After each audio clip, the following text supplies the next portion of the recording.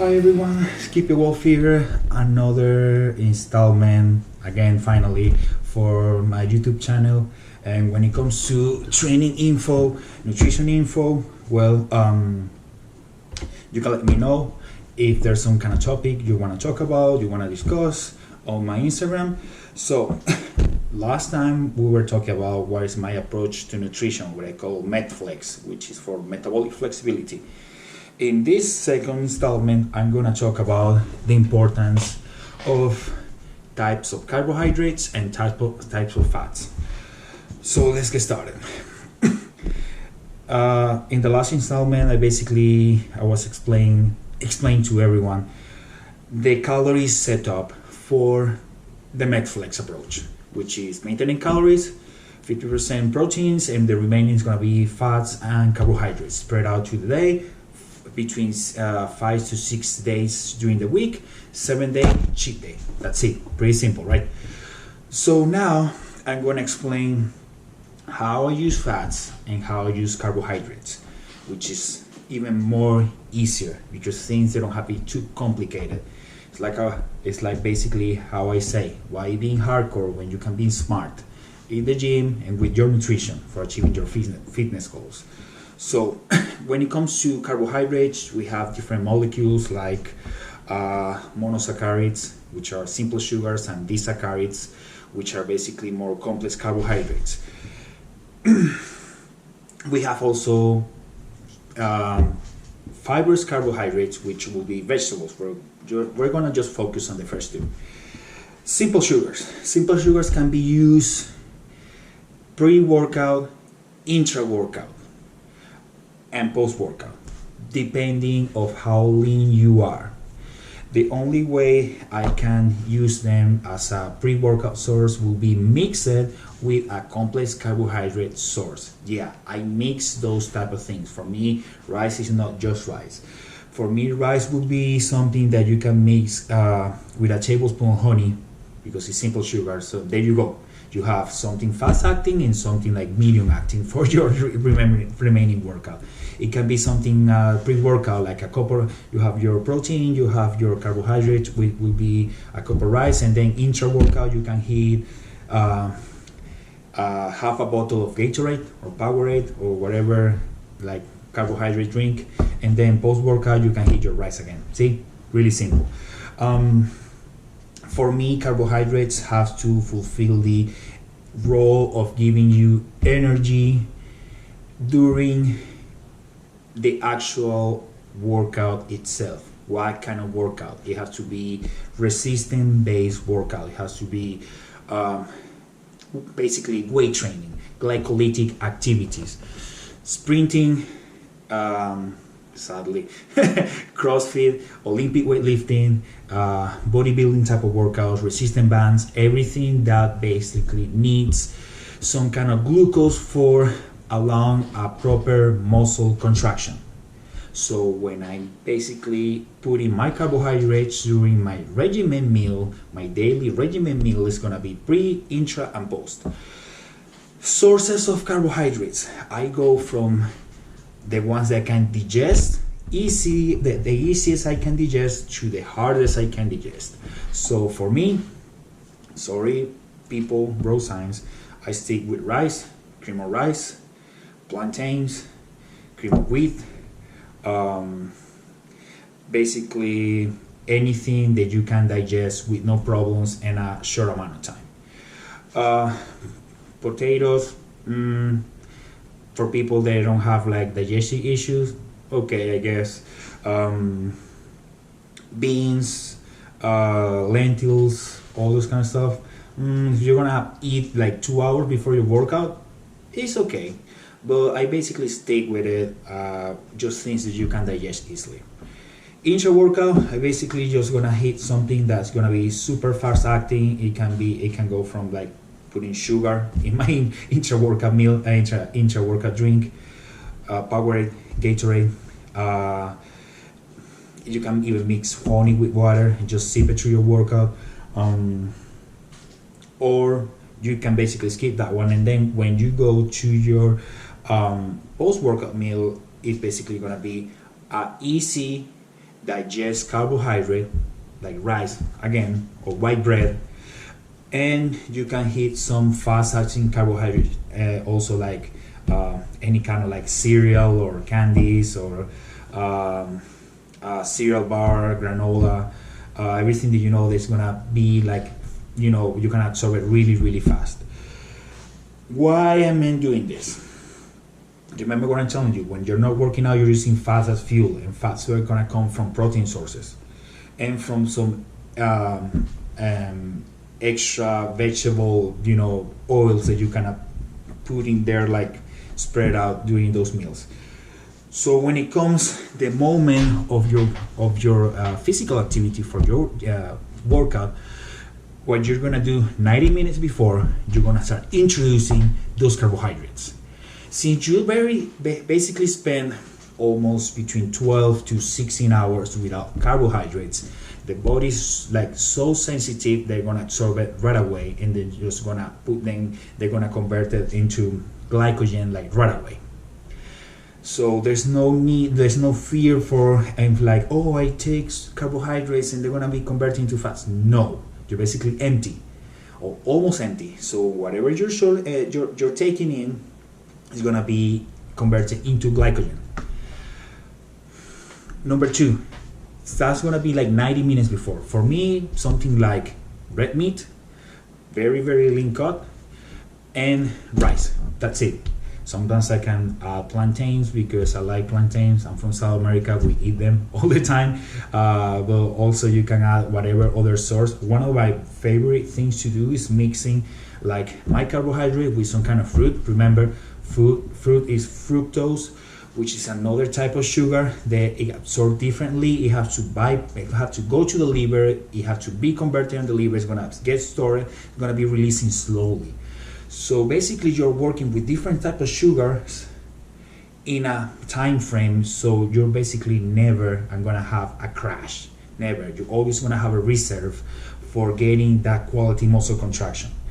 You go through your workout, and by the end of the workout, you can have easily digested carbohydrate, let's say rice, with the leanest cut of protein that you can have. For me, it's gonna be again meat, beef, ground beef, or if you wanna even go leaner, if you like it can be chicken breast. And you're gonna add those simple sugars for spiking even more your insulin. Now you're gonna recover, minimizing cortisol, minimizing the stress hormones, maximizing muscle anabolism. But at the same time, you can switch around. That's basically what I do between my normal carbohydrate, which will be rice or cream of rice or cereal. I like cereal, and I will add some more fruit, like a cup of pineapple, a cup of berries, an apple or a banana. Fructose, when it's mixed with carbohydrates, what it basically does is, let's put it this way so I don't have to recite any kind of like scientific studies and research and stuff and go into the boring path. I just want to give you a short version. Carbohydrates or disaccharides, sugars, when they mix with fructose, what it's going to do, fructose is going to augment the effect of the carbohydrate absorption into the muscle fibers. So what you're doing is just that extra cup of mixed fruits of like pineapple, grapes, bananas, pears. What they're gonna do is basically amplify the effect of the absorption. So you're basically showing like even more efficient that glucose into your muscle fibers, so it can be converted into glycogen, and it can start like the process of muscle anabolism, which is when carbohydrates are around is way more efficient than doing it when they're not around. Yeah, people say, and there's a lot of research around, when even for people that are doing ketogenic diets, that you don't need carbohydrates for muscle growth because you're already like stimulating muscle, you're transporting proteins. Yeah, you're doing it, but adding carbohydrates to the mix, it basically it's like being on jet fuel. It basically speed up the process like 300%. So what you want is you want that 300% use. It's like driving with like with your handbrake on. I mean, you can drive, but you're not gonna get like very fast, like where you're trying to go. When it comes to adding those extra carbohydrates post workout, you're also gonna minimize cortisol, and we already know that cortisol is a stress hormone. So whatever muscle breakdown is gonna be there is gonna be shut off completely. Besides, the insulin spike for shut down amino acids into the bloodstream. That's basically when it comes to carbohydrates. 90 minutes before, carbohydrates, a little bit of fructose. Intra-workout, if you want to, you can add some like sugary mix, some basic sugar, some dextrose powder. I like to take like one of those isotonic drinks, like half of them is gonna be 20 grams of like sugar. And during my workout and post-workout, your easily digested carbohydrate and a little bit more of fructose for amplifying the effect. Now let's go to my favorites, fats. Fats are underrated, they're misunderstood. People, they don't know anything about fats. Even ketogenic people, they don't know anything about fats. If you can understand fats, you basically are gonna understand everything about muscle building. Two types of fats, polysaturated, unsaturated, or basically unsaturated and saturated fats. That means unsaturated fats, healthy fats, supposedly, and saturated fats, bad fats, supposedly. I say supposedly for doing a lot of research, studying a lot of research, empirical observations, and doing things on me. I can say that all fats are really important for several reasons. Let's start first with the bad ones. The bad guys, they're not bad guys. Everything that comes with saturated fats, animal fats, is gonna basically produce cholesterol, which is gonna transform into testosterone in a higher rate than any of the healthy fats. Sorry for saying it, that's the truth. People don't understand that when you are controlling your macros, when you're controlling your calorie intake, it doesn't really matter where your sources are from. You can research the Twinkie diet. When this American nutritionist, basically what it did was counting calories, and he was eating junk and he still lose weight. Everybody knows that, or everyone with common sense and intelligence, we know that.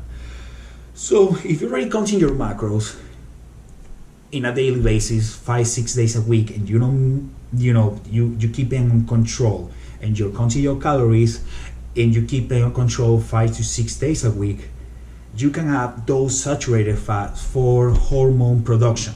That's it, no more nor less. There's things like butter. They're not only gonna add that hormonal augmentation effect, also they're gonna do things like lubricate your joints. So we're talking about like injury prevention. So for me, that's one of the reasons that I'm gonna talk about in the third installment, where I eat a lot of red meats and a lot of like fatty cuts of beef, because thanks to that extra fat, animal fat, I can produce a lot of cholesterol, which allows me to produce a lot of testosterone, and that's the reason I can basically go with no problems year round, being that lean and being that strong. Second of all, injury prevention, where I said. Third of all, remember we are talking about like some good collagen production, so people don't understand that you need some kind of, the animal fats are basic, allows that protein can be digested easier. That's something that people, nutritionists were researching since 1940. Without any kind of fats, you cannot absorb protein properly. That's it, the end. So what people is like doing with those like boiled chicken, super like lean cuts, like boiled beef and tuna and whatever, okay, you're ingesting that protein, but basically you're absorbing like 20%, and everything else is gonna be wasted. You're gonna be going to the bathroom and urinating your, excreting like your protein. When you are having fats into that protein, you are absorbing it completely. Fats and protein, they have to be combined. They are necessary for protein absorption. I'm not saying digestion, I'm saying absorption. So they cannot be converted into any kind of sugars to new glucogenesis, so they can be properly, the amino acids can be properly used for muscle building. Research from that kind of matter had been done since 1940s, but the thing is, like, during time, people used to forget things because the new things, also they can be wrong, they are the better things. That's why they call it fat diets, FAD diets. So we went from animal fats to, let's go to healthy fats, like the ones of the omega-3, omega-6, omega-9. Also the healthy ones are like omega-3s.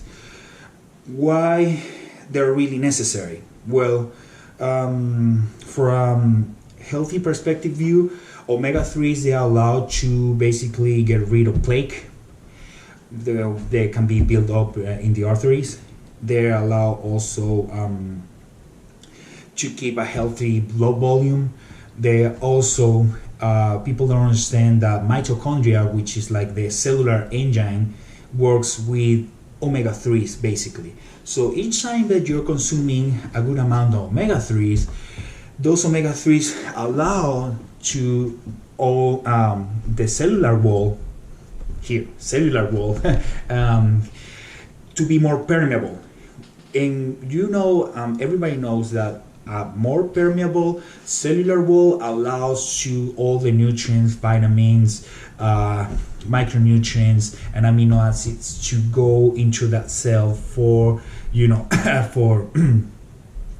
so we can basically go to the whole anabolic process. I'm going to explain about like cellular function right now. They will take me at least like 2 hours, and everybody's going to fall asleep, including myself. So omega-3s are important.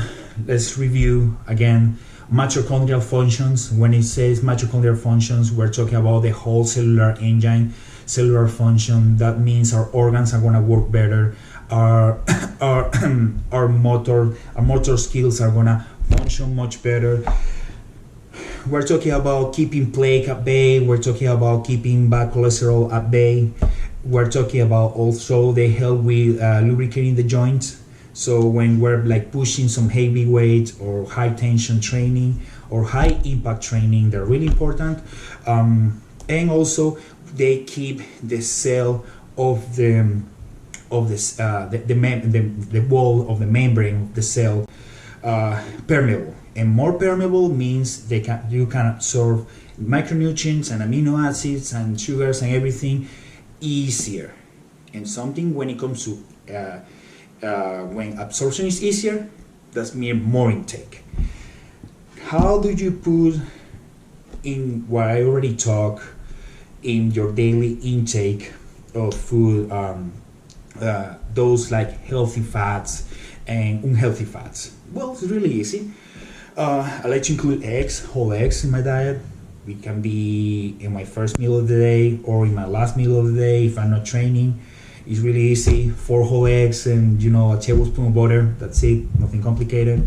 There's things like you can consume rich omega-3 eggs for people that don't like fish, like me. In your like staple, you can do 2 meals of eggs a day. So what's the big deal? In the 1960s, bodybuilders that were taking like 36 whole eggs a day. So for eating 8. I don't see a big deal about it. I take 4 right now because I'm trying to get leaner. Animal fats, that's the reason I consume red meat. I love it in the sense of like that fat that's included in the beef. I think it's the most anabolic one available on the planet. Let's say if you're in Europe and you can eat like horse meat, which is leaner, and does also have a good range of fats. I think here in the United States will be something like venison or deer.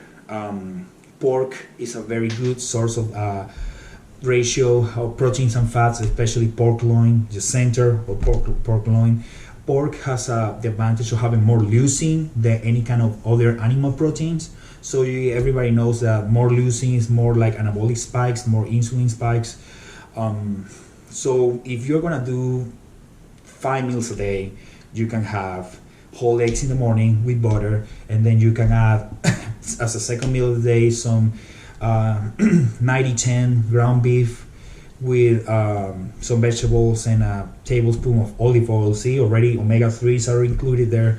Your third meal will be the same as the second one. And then as a pre-workout meal, you can have, again, ground beef, some rice, a cup of pineapple, what I said about fructose for amplifying. Post-workout meal, you can choose between chicken or, again, some ground beef or red meat really lean, rice, another piece of fruit, and basically that's it. What else do you want? People, they need to bump their intake a little bit more, or they don't have time for sitting down for 5 minutes and chew down like something like that, a meal like that. They can take protein powder, there's no problem. 2 scoops, which are gonna be like 50 grams. There's some macadamia nut oil, supposedly doesn't taste that bad, or just take some cashews or walnuts, because they're also high in omega-3s. And as a carbohydrate, you can have a cup of cereal, and you have your fruit there, and basically that's all. It's not complicated. So that's a short version of what I think how to properly use carbohydrates, the type of carbohydrates, and the type of fats, and how to use them.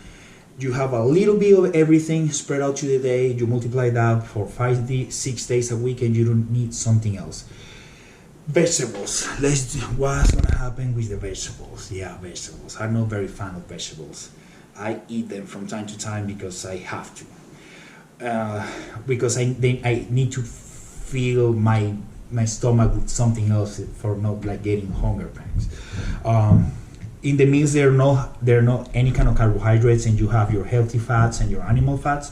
Just throw there a cup of any kind of vegetables. I will say something like one meal can have broccoli and green beans, and the next one can have some squash and